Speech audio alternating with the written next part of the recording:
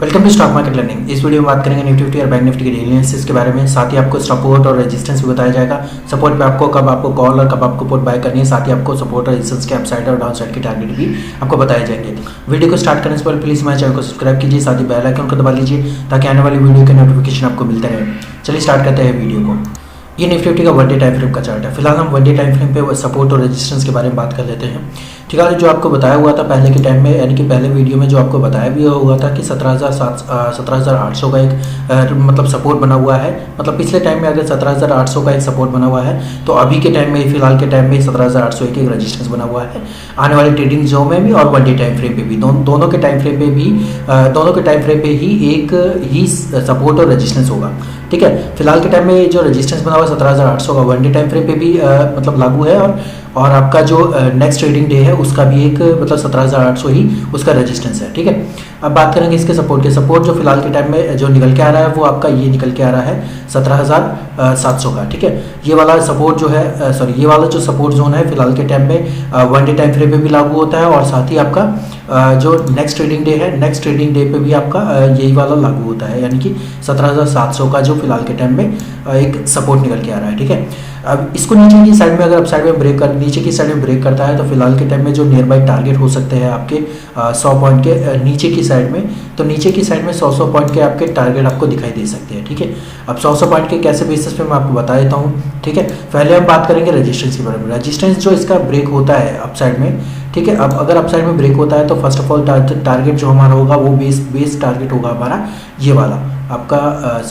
880 का जो होगा टारगेट। ठीक है, ये वाला टारगेट होगा। ये वाला टारगेट इस वजह से बनाया गया है क्योंकि यहाँ पे काफ़ी बार इस लेवल पे यहाँ पे एक बार इसने इस कैंडल ने एक बार टच करने की कोशिश की थी। दूसरा इस कैंडल का जो लो था वो इससे नीचे का बना था, इस कैंडल ने टच करने की कोशिश की थी और इस लेवल पे मतलब इस लेवल पे काफ़ी बार कंसोलिडेशन हुआ है और यहाँ पे भी काफ़ी बार कंसोलिडेशन हुआ और इस लेवल पे इसने क्रॉस करने की कोशिश की है लेकिन सस्टेन नहीं रह पाए हैं। ठीक है, अपसाइड में, तो इस वजह से इसको एक रेजिस्टेंस माना गया है फिलहाल के टाइम में नियर बाय का। ठीक है, अब नियर बाय का फर्स्ट टारगेट माना गया है इस वजह से क्योंकि इससे अगर ऊपर आउट साइड में अगर ब्रेक करता है तो लगभग जो आपके नियर बाय टारगेट हो सकते हैं वो आपके 18,000 के नेक्स्ट टारगेट हो सकते हैं। क्योंकि 18,000 का इस बेसिस से बनाया गया है क्योंकि 000 का बेस है, मतलब 0 एक ऐसा सपोर्ट और रेजिस्टेंस हो सकता है, यानी कि 50 सम संख्याएं मान सकते हैं हम 18,000, 50, 950, 850, 900 इस तरीके की जो संख्याएं होती है उस पर रेजिस्टेंस सपोर्ट ज़्यादा मायने रखता है और उसको ब्रेक करने पे भी थोड़ी मतलब मुश्किलों का सामना करना पड़ता है किसी भी स्टॉक को या फिर किसी भी इंडेक्स को। ठीक है, तो इसका जो नेक्स्ट जो टारगेट हो सकता है वो 18,000 का हो सकता है और उसके बाद का जो थर्ड टारगेट हो सकता है वो लगभग आपका जो हो सकता है वो आपका 18,100 का आसपास का हो सकता है। अब इसके जो ऊपर की साइड का फिर तीसरा जो टारगेट होगा वो आपका ये वाला लेवल होगा, यानी कि मैं आपको दिखा देता हूँ एक सेकेंड। ये वाला लेवल होगा, यानी 18,100 का एक लेवल होगा। ठीक है, अब ये वाला जो लेवल होगा उस लेवल को अगर ब्रेकआउट करता है तो लगभग आपका 200 से 250 तक के भी आपको टारगेट आने वाले टाइम में दिखाई दे सकते हैं। अब बात करेंगे इसके सपोर्ट के बारे में। सपोर्ट जो फिलहाल के टाइम में हमने जो आपको बताया हुआ था वो ये वाला सपोर्ट था इसका 17,700 का। ठीक है, अभी 17,700 का जो नियर बाई सपोर्ट होगा उसके बाद में नीचे की साइड में अगर ब्रेक करता है तो लगभग जो आपके नियर बाई टारगेट हो सकते हैं नीचे की साइड में वो ये वाला टारगेट हो सकता है, यानी कि 17,600 तक। पहला जो टारगेट होगा वो 17,600 का, यानी 100 पॉइंट नीचे का होगा 17,600 का। ठीक है, अब बात करेंगे फिर उसके बाद नीचे वाला उससे नीचे वाला जो टारगेट हो सकता है वो 17,500 तक का हो सकता है। ठीक है, 17,500 का इस बेसिस पे क्योंकि यहाँ पर 17,500 का जो बेस बना हुआ है यहाँ पे इस कैंडल पे इसका एक सपोर्ट लिया हुआ है। इस कैंडल को मतलब नीचे की साइड में गया लेकिन ब्रेक नहीं कर पाया। ठीक है, और यहाँ पे भी इसमें इसने नीचे की साइड में सपोर्ट लिया हुआ था। ठीक है, अप साइड में गया लेकिन सपोर्ट लेके फिर वापस अप साइड में क्लोजिंग दिया और इसने एक रेजिस्टेंस लिया हुआ है इस कैंडल ने। तो इस बेसिस पे हम इसको, और इस कैंडल ने जो है ये ग्रीन वाली कैंडल इसने भी सपोर्ट लिया हुआ है, तो इस बेसिस पे आपको 17,500 का आपका जो है सेकंड टारगेट मान सकते हैं। अब बात करेंगे हम इसके जो नेक्स्ट वाला जो टारगेट होगा वो नेक्स्ट वाला टारगेट हो सकता है आपका 17,400 का। ठीक है, 17,400 का इस बेसिस पे मान सकते हैं क्योंकि जो नियर बाई कंसोलिडेशन है वो काफ़ी टाइम तक 17,400 पर रही थी। ठीक है, अभी मैं चेक करके मैं जैसे कि मैं आपको चेक करके क्या बता रहा हूँ, जैसे कि आपको ये देख लीजिए अपने कंसोलिडेशन जो देख रहे हैं आप, कंसोलिडेशन इस कैंडल पे, इस कैंडल पे, इस कैंडल पे और इस कैंडल पे भी आप चेक करके देख रहे होंगे, तो ये काफ़ी देर टाइम तक इस कंसोलिडेशन रहा, और इन दोनों कैंडल पे भी आप देख रहे होंगे तो कंसोलिडेशन काफ़ी टाइम तक रहा है 17,400 का। अगर 17,400 को भी नीचे की साइड में ब्रेक करता है तो लास्ट ऑफ लेवल होगा आपका 17,000 का, ठीक है।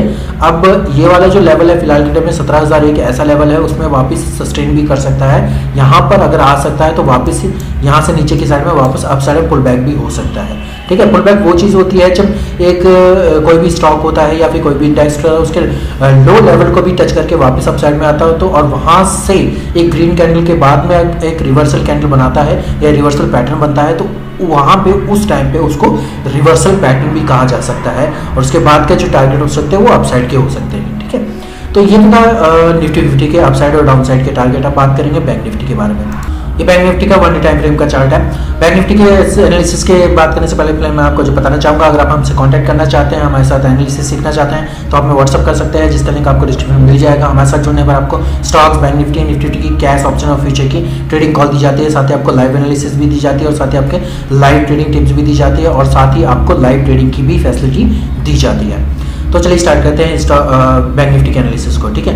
बैंक निफ्टी का एनालिसिस जो फिलहाल के टाइम में जो एक कैंडल बनी हुई है वो एक अनडिसिजनेबल कैंडल बनी हुई है। अनडिसिजनेबल कैंडल ये भी है क्योंकि इसकी दोनों की साइड की, यानी कि अपसाइड और इसका अप साइड का लेवल और डाउन साइड का लेवल और अप साइड का लेवल दोनों ही बराबर है, और इसकी क्लोजिंग और ओपनिंग मतलब ज़्यादा कोई नहीं है, उसके ज़्यादा से ज़्यादा इसकी जो 50 से 60 पॉइंट की क्लोजिंग है, तो उसे वो क्लोजिंग नहीं मानी जा सकती। ओवरऑल जो नेगेटिव पॉइंट है वो एक अनडिसिजनेबल कैंडल है, यानी कि इसे स्पिनिंग टॉप भी कह सकते हैं। मतलब स्पिनिंग टॉप तो वैसे टॉप पे बनता है, यहाँ पे बनता है, लेकिन अब यहाँ पे बना हुआ है तो एक तरीके का रिवर्सल कैंडल भी बन सकता है ये, ठीक है। अब रिवर्सल कैंडल कैसे बनेगा? ये रिवर्सल कैंडल तब बनेगा जब इसके हाई को अप साइड में ब्रेक करेगा कोई नेक्स्ट कैंडल, ठीक है। इसके हाई को अप साइड में ब्रेक करेगा। अब क्योंकि यहाँ पे कंटिन्यूस डाउनफॉल आ रहा है, क्योंकि हर कैंडल को ये ब्रेक करता है, अगर इस कैंडल को ब्रेक कर देता है तो फिलहाल के टाइम में जो इसका सपोर्ट बना हुआ है 17,750 का, तो उसको भी अगर ब्रेक करेगा तो नीचे की साइड में ये लगभग 37,000 तक भी जा सकता है, ठीक है। क्योंकि फिलहाल के टाइम में 37,150 के अलावा 37,150 के बाद में इसका कोई भी सपोर्ट नहीं है, ठीक है। 37,000 के बाद का इसका कोई भी सपोर्ट नहीं है, ठीक है। अब 37,000 के बाद का कोई सपोर्ट नहीं है, तो फिलहाल के टाइम में जो नियर बाई टारगेट निकल के आ रहे हैं 1000 पॉइंट तक के आपको टारगेट मिल सकते हैं नीचे की साइड में, अगर ये 37,650 को नीचे की साइड में अगर ये ब्रेक करता है तो, ठीक है। तो ये तो थी 1 डे टाइम फ्रेम की बात। अब बात करते हैं 5 मिनट के टाइम फ्रेम पे नियर बाई आपके सपोर्ट और रेजिस्टेंस आपको नेक्स्ट ट्रेडिंग के लिए क्या हो सकते हैं वो बात करते हैं। ये बैंक निफ्टी का 5 मिनट टाइम फ्रेम का चार्ट है, ठीक है। बैंक निफ्टी का जो 5 मिनट का टाइम फ्रेम का चार्ट है, यानी पिछले दिन आज के दिन का 18 तारीख का, ठीक है। फिलहाल के टाइम में जो हमने आपको एक रेजिस्टेंस बताया था वो आपको बताया भी था 1 डे टाइम फ्रेम में। फिलहाल के टाइम में हमने रेजिस्टेंस नहीं बताया था, एक ही आज के दिन का ही जो पिछले दिन का जो हाई बना हुआ था उसी को ही हमने रेजिस्टेंस और सपोर्ट बनाया हुआ है, ठीक है। अब 1 डे टाइम फ्रेम पे भी सेम यही लागू होता है, लेकिन नियर बाई जो सपोर्ट आपका जो होगा वो होगा आपका रेजिस्टेंस होगा 38,150 का, ठीक है। 38,150 का इस वजह से आपको एक रेजिस्टेंस बताया गया है, क्योंकि ये वाला जो रेजिस्टेंस है पूरे दिन में ब्रेक नहीं हो पाया। यहाँ पे ब्रेक करने की कोशिश की थी पिछले टाइम में, यहाँ पे ब्रेक करने की कोशिश की थी तो ब्रेक नहीं हो पाया, और यहाँ पे ब्रेक करने की कोशिश की है मॉर्निंग टाइम में यहाँ पे ब्रेक करने की कोशिश की है तो ब्रेक नहीं हो पाया, वहाँ से रेजिस्टेंस लेके वापस नीचे डाउनफॉल दिया है। यहाँ पे ब्रेक करने की कोशिश की लेकिन यहाँ पे ब्रेक नहीं हो पाया। तो ओवरऑल जो पॉइंट ऑफ व्यू देखा जाए तो लगभग 150 का जो एक रेजिस्टेंस बन के आ रहा है वो एक रेजिस्टेंस है इसका, लगभग 38,050 से लेके 38,150 100 पॉइंट का एक रेजिस्टेंस बना हुआ है, क्योंकि ये वाला जो लेवल है 38,050 तक का, ये वाला लेवल भी एक रेजिस्टेंस बन सकता है आने वाले टाइम में, ठीक है।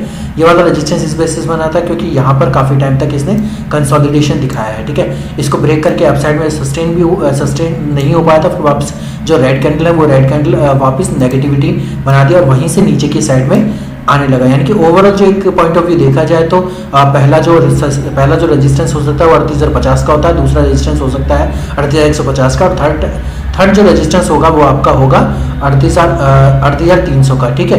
ये वाला एक रेजिस्टेंस हो सकता है। ओवरऑल जो अपसाइड के टारगेट होंगे वो आपको बता देता हूँ, अपसाइड के क्या टारगेट होंगे इसके।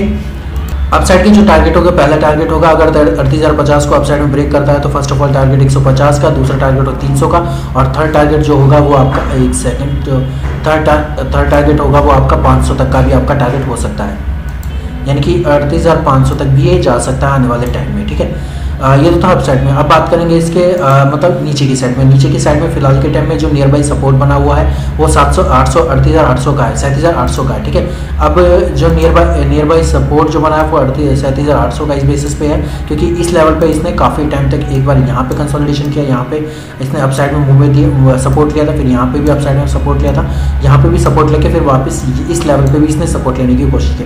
काफ़ी बार इस लेवल पे इसने सपोर्ट लेने की कोशिश की है, तो इस वजह से इसका जो नियर बाई रेजिस्टेंस जो निकल के आ रहा है, सॉरी सपोर्ट जो निकल के आ रहा है वो 37,800 का है, ठीक है।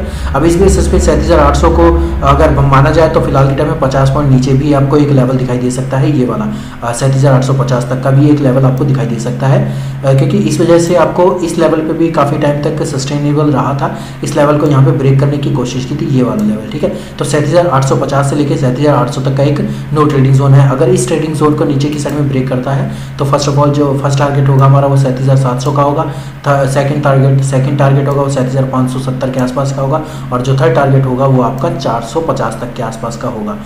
ये थे आपके तीनों टारगेट डाउन साइड में, और ठीक है। अब डाउन साइड में जो सपोर्ट को नीचे की साइड में ब्रेक करने पर ये तीनों टारगेट आपको नीचे की साइड में डाउनफॉल में आपको दिखाई देंगे, ठीक है। अगर आपको पुट बाय करनी है तो कॉल आपको बाय करनी है तो 38,100 के अपसाइड में बाय करनी है, और जो पुट आपको बाय करनी है तो पुट आपको बाय करनी है 37,800 के नीचे की साइड में, ठीक है।